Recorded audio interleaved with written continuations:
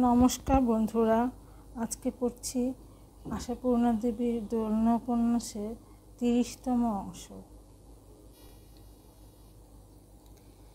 সিদ্ধার্থের মা কিছুক্ষণ পাথরের মতো অনড় হয়ে তাকিয়ে থেকে বলেন, তাই তাই অত বুকের পাটা তার? ছি ছি ছি সিধে, তোরা আবার MA BA পাশের বড়াই করিস? তোরা আবার শিক্ষার অহংকার করিস? ঘি আর আগুনে হুঁশিয়ারি করতে গেলে বড্ড তোদের অপমান হয়, তাই যে হুঁশ করিয়ে দিতে আসে তাকে ব্যঙ্গ করিস, বিদ্রূপ করিস, নিচু মন বলিস। ওই মেয়েটার সঙ্গে অত ঘোরাঘুরি দেখে দাদা যেদিন আমাকে দিয়ে বারণ করিয়েছিল, সেদিন দাদাকে যে বড্ড অপদস্থ করেছিলি, আজ এ কথা নিজের মুখে কবুল করতে লজ্জা করলো না তোর? সিদ্ধার্থ দাঁতের ঠোঁট কামড়ে বলে, করলো না তো দেখছি। হঠাৎ পিসি বলে ওঠেন, দেখো বউ, ঘরের ছেলে, তাই আমি সন্দেহ ব্যক্ত করিনি। তুমি বা কি মনে করবে? কিন্তু লক্ষ্মী ছাড়া ছেলে যখন নিজের মুখে কবুল করলো, তখন বলি এই সন্দেহ আমার গোড়াগুড়িই হয়েছিল নাকি? বাহ, চমৎকার তো, বলে ব্যঙ্গের একটা তীক্ষ্ণ হুল ফুটিয়ে চলে যায় সিদ্ধার্থ। ঠিক ঠিক বলেছে সুমনা।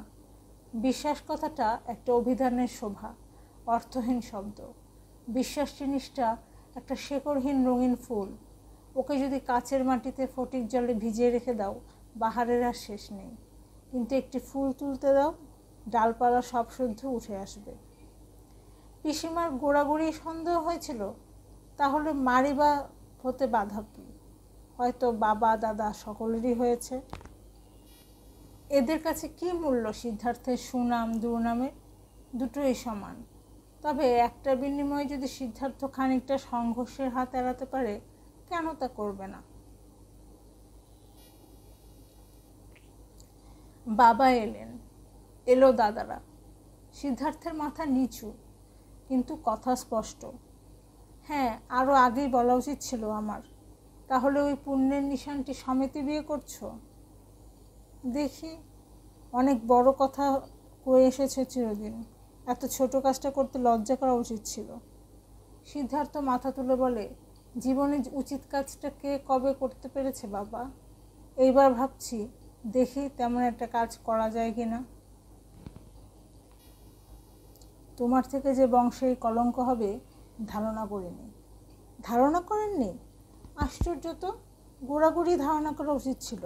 চিরদিনই তো আমি আপনাদের কুলাঙ্গার ছেলে। সিদ্ধার্থ চলে যায়, অবাক হয়ে তাকিয়ে থাকেন এরা। চরম অপরাধী ব্যক্তি এমনভাবে মাথা উঁচু করে আর উপরওয়ালাদের বাগ্যবাণে বিদ্ধ হয়ে চলে গেল যে মনে হলো অপরাধী এরাই। কান্তিকুমারও ঠিক ওই সময়ে একই কথা ভাবছিলেন। এ যুগে অপরাধীরাই নিরপরাধীকে ব্যঙ্গ করে বিদ্রূপ করে, তাকেই অপরাধী বানিয়ে ছেড়ে দেয়।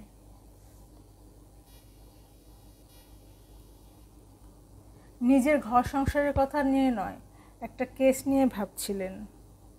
সহসা ভাবনার জাল ছিঁড়ে একটি নম্র মূর্তি এসে সামনে দাঁড়ালো।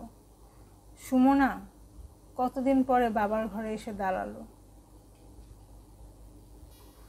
বাবা, কিছু বলবে? হ্যাঁ।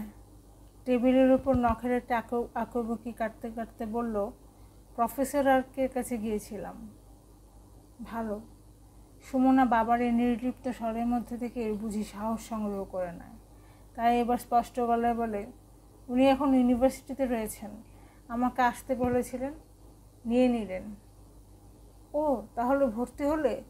আচ্ছা, ভালো ভালো, শুনে খুশি হলাম। একটু চুপচাপ, কয়েকটা নিঃশ্বাসের শব্দ, তারপর আবার কথার শব্দ। বাবা, হয়তো তোমাদের খুশি করবার মতো আর একটু খবরও দিতে পারবো। কান্তিকুমার হাতের বই থেকে চোখ তুলে সচেতন হয়ে প্রশ্ন করেন, কি বলছো?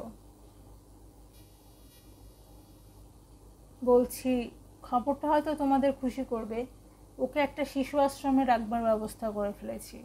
অনাথ আশ্রম বলতে পারলো না। কান্তিকুমার কেমন অসহায় দৃষ্টিতে মেয়ের ওই দৃঢ় নম্র মুখের দিকে তাকিয়ে থেকে বললেন, তুমি তুমি ব্যবস্থা করেছ? তুমি নিজেই? টেবিলে আর কয়েকটা আঁকিবুকি পড়ে। আমি একা না, সিদ্ধার্থ সাহায্য করেছে। সিদ্ধার্থ?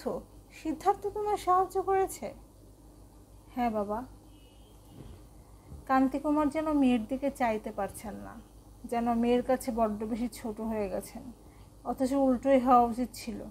কান্তিকুমারই তো পারতেন মেয়েকে ধিক্কার দিয়ে উঠতে, বলতে পারতেন এই সিদ্ধান্তই যদি করলে সেটা আমাদের জানালেই কি সব হতো না? তোমার কাছে এটুকুর জন্য যে মাথা খুঁড়ে ফেলেছিলাম আমরা, এখন তুমি পাড়ার ছেলে সাহায্য নিতে গেলে যেন কত অসহায় তুমি, কত দুঃখী। কিন্তু বলতে পারলেন না। কেন পারলেন না সেইটাই আশ্চর্য। শেষ পর্যন্ত যে এই এক থোকা ফুলের মতো ছোট্ট শিশুটার জায়গা হলো না তার বাড়িতে, তাকে বিদায় করে দিতে হলো, এই লজ্জাটাই হয়তো মুখ করে রাখলো তাকে।